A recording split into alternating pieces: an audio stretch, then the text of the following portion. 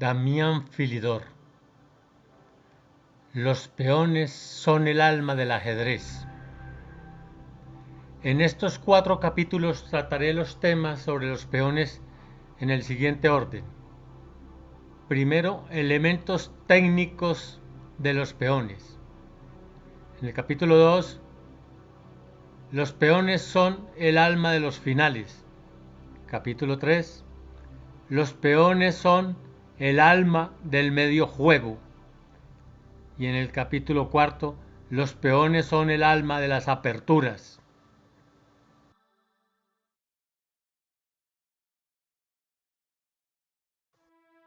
En 1726 nace en Francia François-Damien Philidor, el mejor jugador del siglo XVIII. Músico y autor de varias óperas, promulgó la célebre frase: los peones son el alma del ajedrez. Philidor es el primer pensador del juego de posición. La partida toma forma. Los peones en grupo establecen las estructuras básicas que le dan un valor agregado a las piezas. Philidor promulga el concepto en la posición de coordinación, a pesar de que aún se mantenía como fundamento la celada. Esta forma de juego le dio una gran ventaja sobre sus adversarios. Philidor creó el primer reglamento de ajedrez para convertir el juego de salón en una competencia deportiva internacional.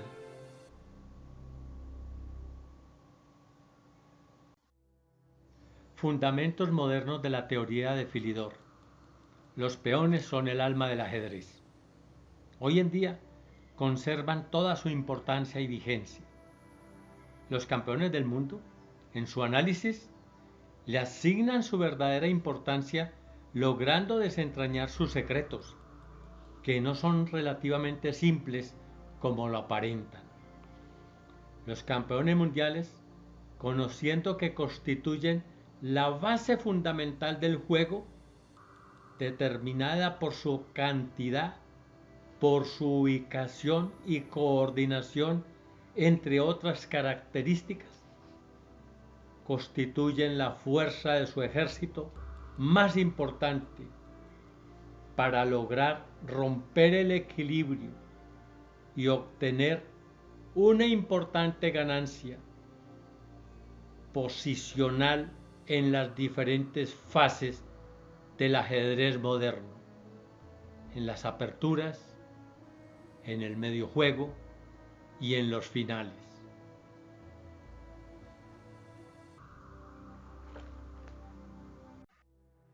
El primer movimiento tiene ventaja, se conoce como la iniciativa. Está establecido por normativa de la Federación Mundial de Ajedrez que ha de ser efectuada por el jugador que conduce las piezas blancas. Los movimientos deben ser efectuados sobre el tablero, son libres y a voluntad de cada jugador. La partida de ajedrez se desarrolla por medio de un número determinado de jugadas. Una jugada está formada por 2 movimientos.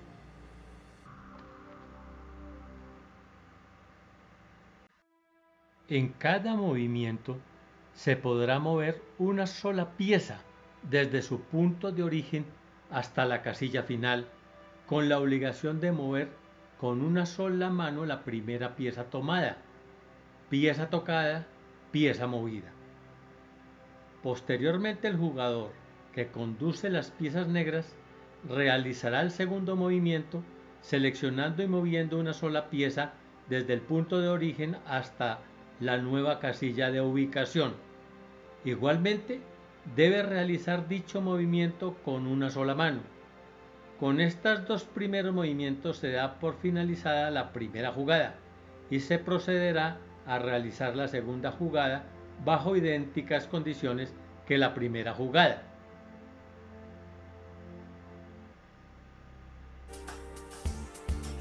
Los peones. El peón es la unidad dinámica y fundamental de las piezas, pero contradictoriamente es la pieza más débil en su accionar y más lenta en su andar. representa a los soldados de un ejército en las batallas. El peón es la única pieza que no puede retroceder. Su nombre proviene del latín pies, que significa ir a pie. Al comienzo de la partida, cada jugador cuenta con 8 peones, 4 en el flanco dama y 4 en el flanco de rey. El peón avanza por las casillas de las columnas en donde se encuentra ubicado. Avanza desde la posición inicial. Si lo desea el jugador, 1 o 2 casillas, y a partir del segundo movimiento, avanza solo 1 casilla hasta llegar a la última fila, donde se transforma en otra pieza diferente al peón o al rey. El peón captura en forma diferente a cómo se mueve. Avanza de frente y captura en diagonal. 1 sola casilla hacia la derecha o a la izquierda. El peón requiere para su desplazamiento que las casillas en las que se ha de mover esté libre, despejada de piezas propias y o del adversario. El peón ataca las diagonales y se mueve por la columna 1 sola casilla. Estrategia de los peones. El peón es la pieza más débil por acción y movilidad. Sin embargo, en coordinación con otros peones, forma las estructuras que son el esqueleto de la posición, convirtiéndose en un elemento técnico de gran importancia. Algunos grandes maestros los han llegado incluso a valorar como las piezas más importantes en la estrategia del ajedrez. Su función durante el juego es expulsar las piezas del adversario del centro y de los puntos cruciales de juego, para brindar apoyo y permitir el paso a las propias. La debilidad de los peones radica en su lentitud y su escaso radio de acción. La mejor manera estratégica de defenderlo es con otro peón. Sus puntos vulnerables están formados por las casillas laterales y la casilla del frente. Todas las casillas de color opuesto a la casilla donde está situado. Estas casillas son débiles cuando no pueden ser defendidas por los peones y porque pueden ser aprovechadas por las piezas del adversario para ser tomadas como bastiones de ataque. Generalmente aumenta la debilidad si están situadas en la tercera fila para las blancas y la sexta fila para las negras. Estos puntos se denominan huecos. Son casillas no protegidas por peones. Estos huecos serán utilizados por las piezas contrarias para crear un puesto avanzado que será ocupado por el adversario para convertirlo en un punto de penetración. Otra debilidad importante se presenta cuando está separado del grupo. Un peón aislado es un peón que no puede contar con otros para que lo defiendan en las columnas contiguas. En este caso, son aún más vulnerables y se hace muy difícil su defensa, ya que habría que destinar una pieza de mayor valor para esclavizarla en la defensa de este peón débil.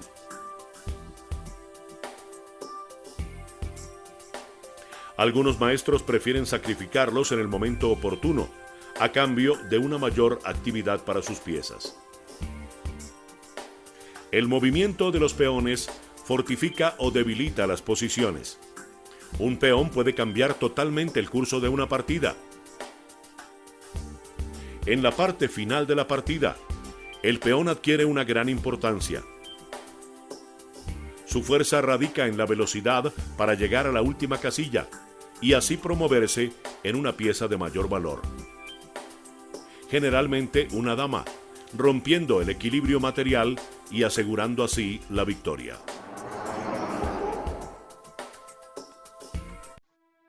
Los 16 peones son piezas con poca movilidad y poco poder. Sin embargo, estos 16 peones disponen de unas prebendas especiales que les dan una energía y potencia para ser descubiertas y que dependen de su ubicación y coordinación en las diferentes fases de la partida. Los campeones mundiales, conociendo que la mitad de su ejército son peones, les asignan tareas específicas que van desde su sacrificio hasta su promoción. Funciones de respaldo, muros de contención, coordinadas falanges en los ataques, en las defensas, buscando encontrar finezas, ya sea en los grandes ataques o en las defensas. Los campeones mundiales saben que sus peones son la brújula que forma el plan en las diferentes fases de la partida de ajedrez.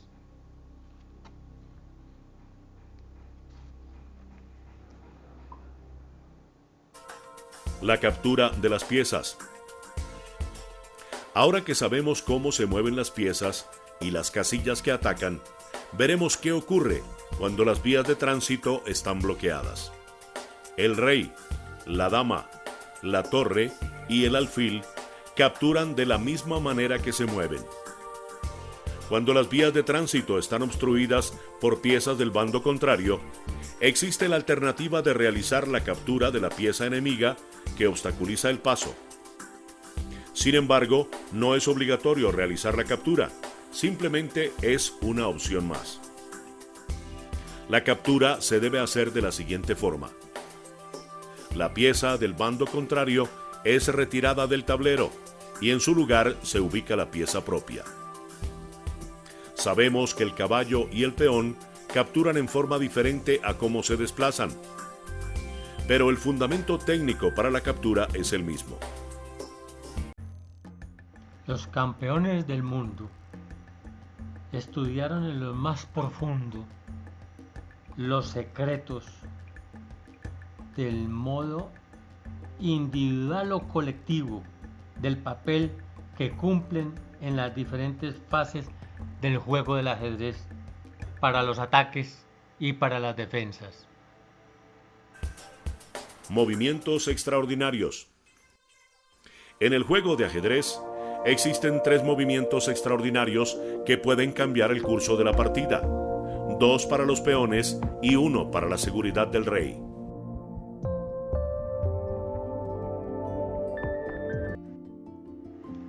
Los campeones del mundo saben que tras la aparente sencillez del movimiento de cada peón suele estar oculta una fuerza profunda que logra romper el equilibrio de la posición. La captura del peón al paso.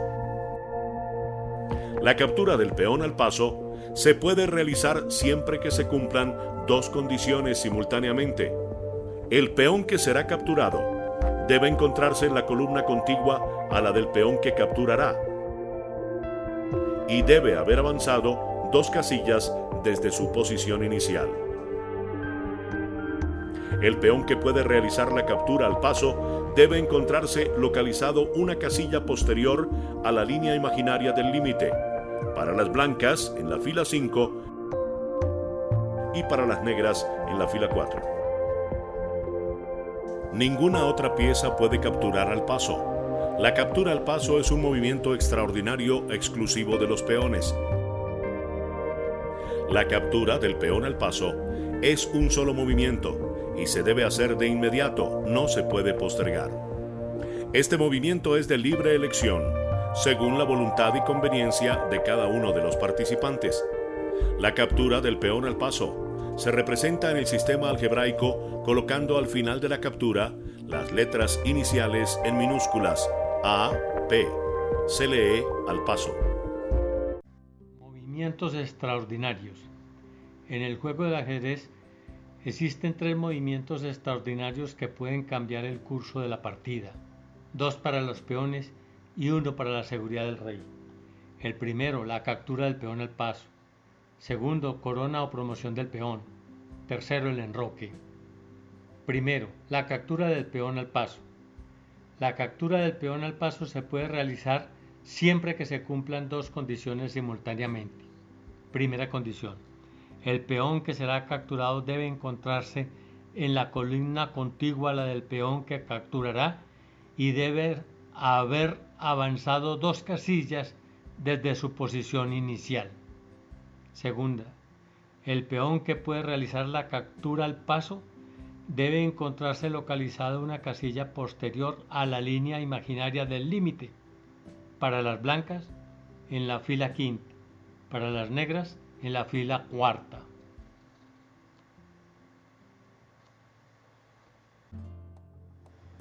En la captura al paso.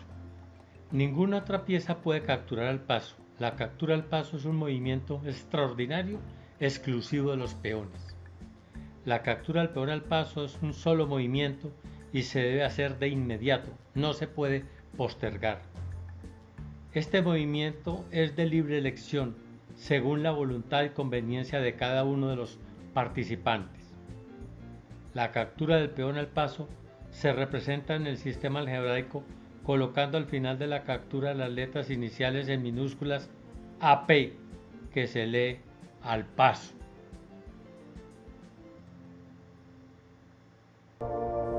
La corona o promoción del peón. La promoción del peón se logra cuando el peón llega por la columna a la última casilla de la fila. Se realiza en 2 fases de la siguiente forma. El bando que logra llegar a la última fila con cualquier peón procederá a anunciar con claridad la pieza a colocar. Por lo general, para obtener supremacía de material, se prefiere coronar una dama, una torre, un alfil o un caballo. Se retira del tablero el peón. En su lugar se ubica la nueva pieza obtenida. Es aquí cuando termina la jugada. Es importante tener en cuenta que el peón que corona no puede ser sustituido por el rey u otro, y que la corona es un solo movimiento y se debe hacer de inmediato. Se permite promocionar cuantas veces se logre llegar a la última fila con los peones. Si un jugador logra llegar a la última fila con los 8 peones, los puede coronar en 8 piezas, siempre que sean 8 damas, 8 torres, 8 alfiles u 8 caballos. No está permitido el cambio de casilla sin haber captura en el momento de realizar la corona. La corona o promoción del peón. La promoción del peón se logra cuando el peón llega por la columna a la última casilla de la fila. Se realiza en 2 fases de la siguiente forma. El bando que logra llegar a la última fila con cualquier peón procederá a anunciar con claridad la pieza a colocar. Por lo general, para obtener supremacía de material, se prefiere coronar una dama, torre, alfil o caballo. Se retirará del tablero el peón, en su lugar se ubica la nueva pieza obtenida. Es aquí cuando termina la jugada.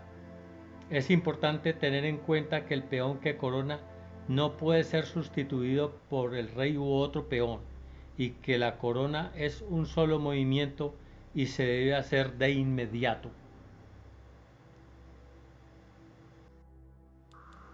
En el movimiento de la corona se permite promocionar cuantas veces se logre llegar a la última fila con los peones. Si un jugador logra llegar a la última fila con los 8 peones en el supuesto, los puede coronar en 8 piezas siempre que sean 8 damas, 8 torres, 8 alfiles u 8 caballos. No está permitido el cambio de casilla sin haber captura en el momento de realizar la corona. El enroque es un movimiento exclusivo del rey y tiene como objetivo fortalecer su seguridad. El enroque significa poner al rey detrás de las rocas, protegerlo de la zona de combate. Veamos en primer lugar cómo se efectúa el enroque. El rey se desplaza desde su posición inicial, 2 casillas por la fila, hacia el flanco rey. Este se llama enroque corto y se registra en el sistema algebraico con el símbolo 0-0.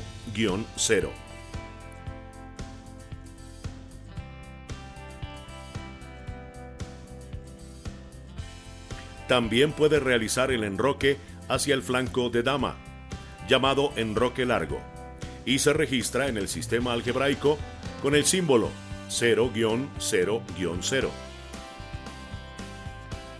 En este caso, la torre del flanco que fuera elegido se sitúa en la casilla contigua al rey.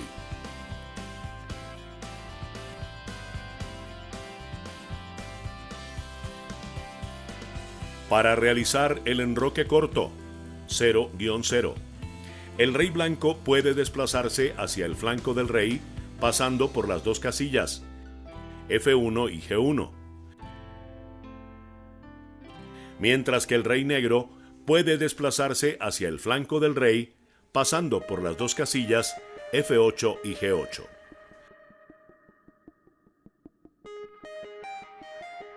Igualmente, el jugador podría haber seleccionado el otro flanco para efectuar el enroque largo, 0-0-0. El rey blanco puede desplazarse hacia el flanco de dama, pasando por las dos casillas, D1 y C1.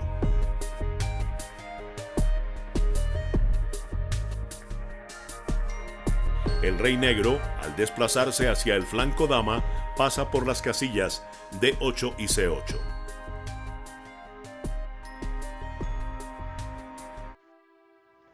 El enroque es un movimiento exclusivo del rey y tiene como objetivo fortalecer su seguridad. Por eso, la primera jugada es mover el rey primero que la torre. El enroque significa poner al rey detrás de las rocas, protegerlo de las zonas de combate. Veamos en primer lugar cómo se efectúa el enroque. El rey se desplaza desde su posición inicial 2 casillas por la fila hacia el flanco rey. Este se llama enroque corto y se registra en el sistema algebraico con el símbolo 0-0. La torre pasa al lado contiguo.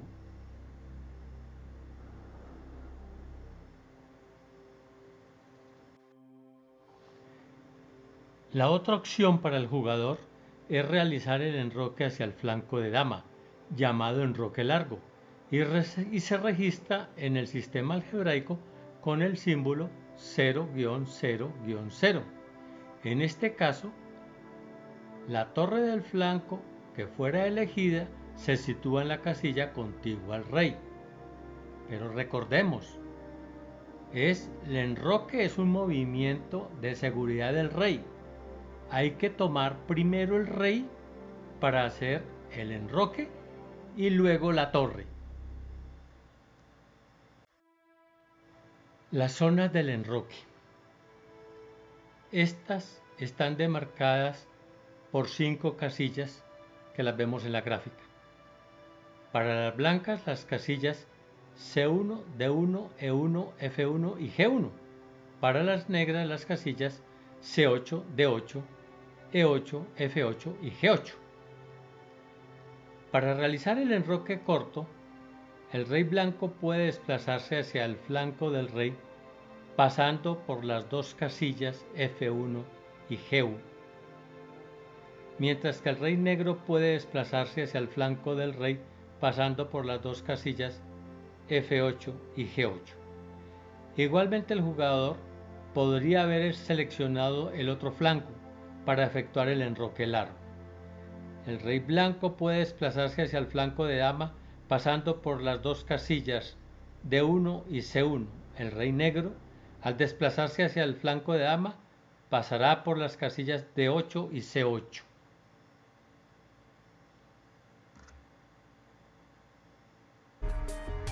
Condiciones para poder efectuar el enroque.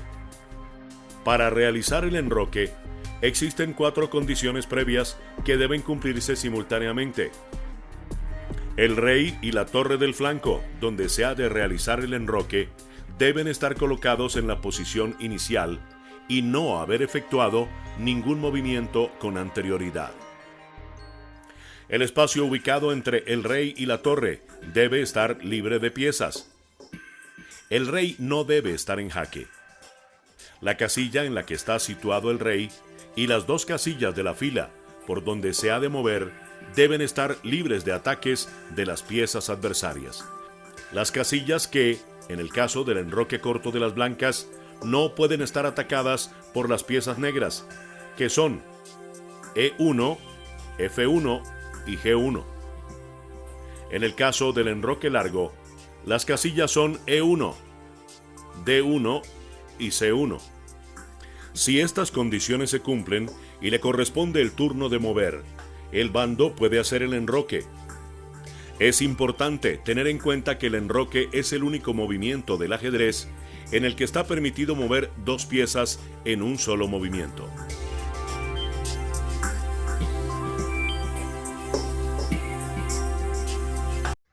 Condiciones para poder efectuar el enroque. Para realizar el enroque existen tres condiciones previas que deben cumplirse simultáneamente. Primera, el rey y la torre del flanco donde se ha de realizar el enroque deben estar colocadas en la posición inicial y no haber efectuado ningún movimiento. Segunda, el espacio ubicado entre el rey y la torre debe estar libre de piezas. Tercera, el rey, la casilla en que está situado el rey y las dos casillas de la fila por donde han de moverse deben estar libres de ataques de las piezas. Las casillas que en el caso del enroque corto de las blancas no pueden estar atacadas por las piezas negras son E1, F1 y G1. En el caso del enroque largo, las casillas son E1, D1 y C1. En el caso de las piezas negras, las casillas que deben estar libres del ataque para poder enrocar corto son E8, F8 y G8. Para el enroque largo, las casillas deben ser E8, D8 y C8. Si estas condiciones se cumplen y le corresponde el turno de mover, el bando puede hacer el enroque, que es un solo movimiento en el que se mueven primero el rey y luego la torre. Es importante tener en cuenta que el enroque es el único movimiento del ajedrez en el que está permitido mover dos piezas en un solo movimiento.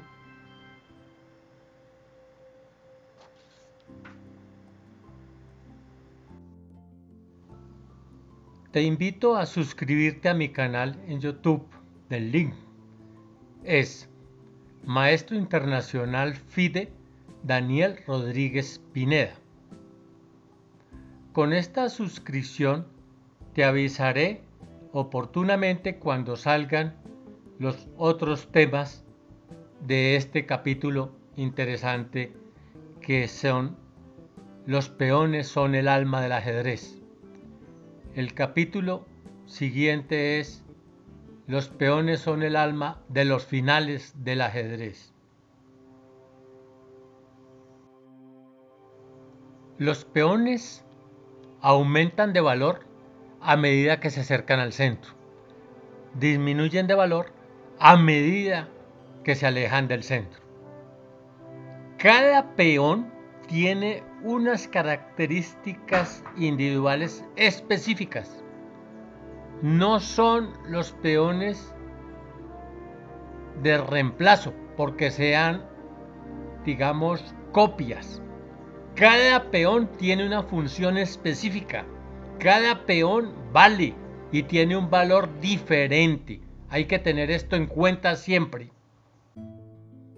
Los campeones del mundo clasifican los peones por sus estructuras, su ubicación. En este caso, disponemos de peones del flanco de dama, 3 peones contra 3. Peones del flanco del rey, 3 peones contra 3. Peones de las estructuras del centro, 2 peones contra 2. Cada grupo tiene asignada unas tareas y unas funciones. Por ejemplo, los peones del flanco rey son los escoltas y forman un muro de contención contra los ataques al enroque corto. Los peones del flanco de dama se ubican para hacer ataques hacia el flanco de dama. Los peones centrales forman las aperturas.